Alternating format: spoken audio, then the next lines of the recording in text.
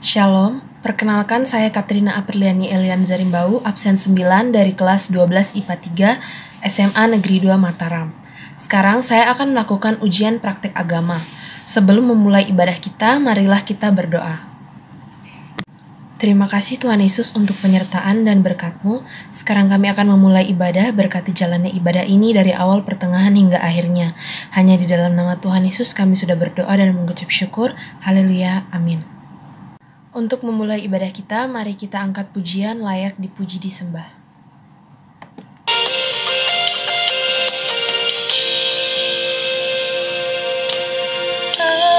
Alam semesta melukiskan kebesaran Tuhan, bumi dan surga menyanyikan kemuliaan nama-Mu.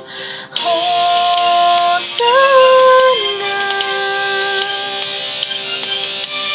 Hosana, layak dipuji disembah, Kaulah yang bertahta dulu, sekarang dan selamanya. Raja atas segala raja, nama-Mu besar termulia. Sekarang kita akan mendengarkan firman Tuhan yang terambil dari Kolose 3 ayat 23. Beginilah firman Tuhan. Apapun juga yang kamu perbuat, perbuatlah dengan segenap hatimu seperti untuk Tuhan dan bukan untuk manusia. Demikian pembacaan Alkitab. Tema renungan dari ayat yang sudah kita baca tadi adalah lakukan segala sesuatu dengan sepenuh hati. Ayat tadi menasihatkan kita agar kita melakukan segala sesuatu dengan sepenuh hati, baik itu pekerjaan, pelayanan, studi, hidup berkeluarga, ibadah, dan sebagainya, bukan dengan gerutu atau keluh kesah. Di tempat kerja, misalnya ada banyak hal yang kita keluhkan, mulai dari gaji, job yang tidak jelas, bos yang bertindak semena-mena, dan sebagainya.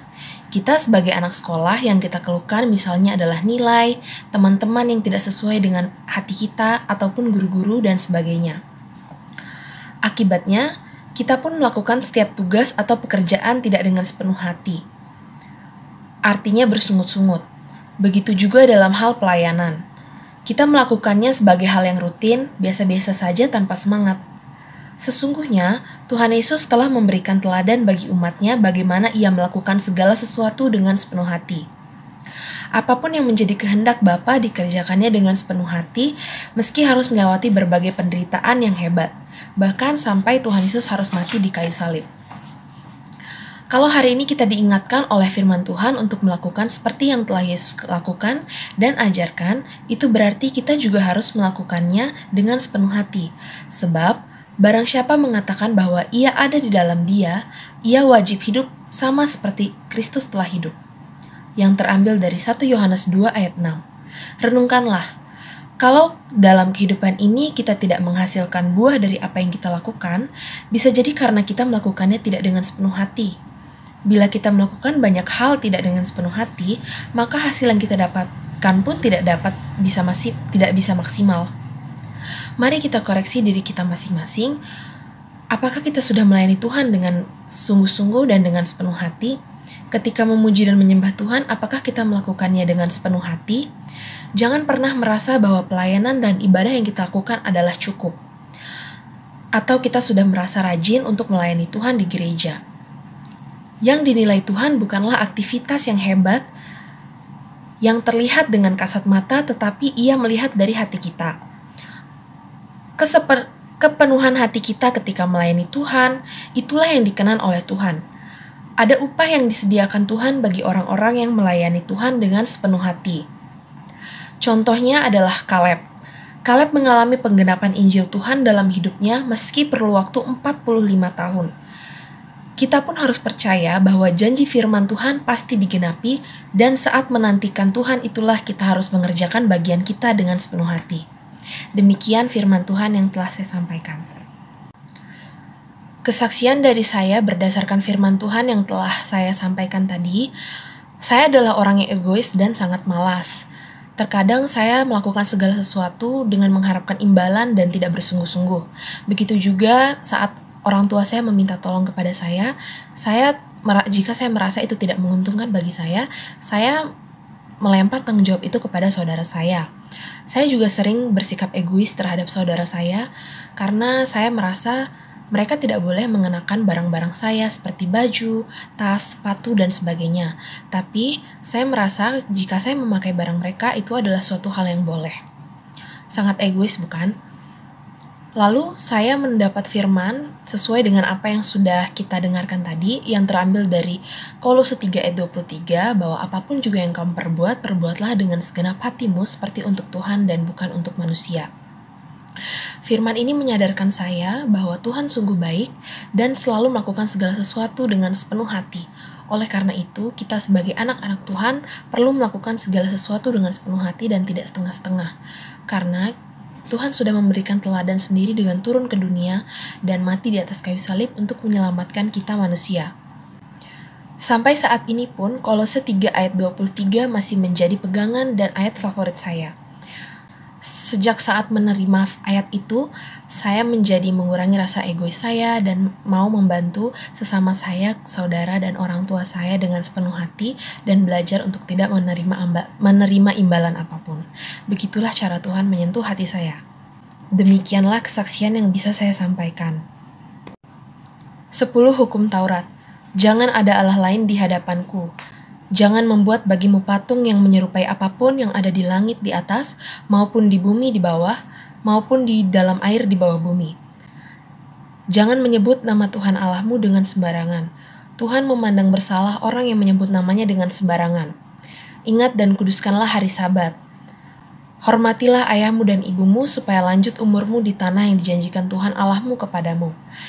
Jangan membunuh, jangan berzina, jangan mencuri, jangan mengucapkan saksi dusta terhadap sesamamu, jangan mengingini milik sesamamu. Pengakuan iman rasuli. Aku percaya kepada Allah, Bapa yang Maha Kuasa, Khalik langit dan bumi, dan kepada Yesus Kristus, anaknya yang tunggal Tuhan kita, yang dikandung daripada Roh Kudus, lahir dari anak darah Maria, yang menderita di bawah pemerintahan Pontius Pilatus, disalibkan, mati dan dikuburkan, turun ke dalam kerajaan maut. Pada hari yang ketiga, bangkit pula dari antara orang mati, naik ke sorga, duduk di sebelah kanan Allah, Bapa yang Maha Kuasa, dan akan datang dari sana untuk menghakimi orang yang hidup dan yang mati. Aku percaya kepada Roh Kudus, gereja yang kudus dan am, persekutuan orang kudus, pengampunan dosa, kebangkitan daging, dan hidup yang kekal. Mari kita berdoa. Bapa yang baik, terima kasih kami telah mendengarkan firman Tuhan. Kiranya firman ini boleh tinggal dalam hati kami dan menjadi pedoman dalam hidup kami sehari-hari. Tuhan, saat ini kami mau berdoa untuk orang tua kami. Terima kasih banyak ya Tuhan untuk orang tua yang luar biasa Tuhan berikan pada kami. Berikanlah kesehatan untuk orang tua kami ya Bapa. Berikan berkat Tuhan atas orang tua kami. Jagalah mereka dimanapun mereka berada. Dan ampunilah kami sebagai anak, kami belum bisa membahagiakan kedua orang tua kami. Saat ini juga ya Bapa, kami membawa dalam doa sekolah kami tercinta SMA Negeri 2 Mataram. Tuhan Yesus, suka dan duka, canda tawa kami telah lewati di sekolah ini, bertemu dengan teman-teman yang baik serta orang-orang hebat. Luar biasa penyertaan Tuhan selama 3 tahun kami bersekolah di sini.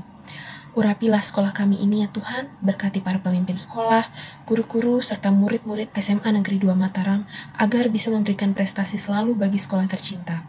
Kiranya masa depan SMA Negeri 2 Mataram boleh selalu jaya lewat karya setiap siswa dan dukungan guru di dalamnya. Kami juga membawa dalam doa masa depan kami masing-masing ya Tuhan.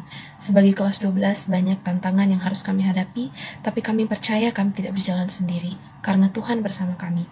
Kami serahkan masa depan kami dalam tangan-Mu ya Bapa. Inilah doa kami yang kami alaskan hanya di dalam nama Tuhan Yesus Kristus yang sudah mengajar kami berdoa bersama.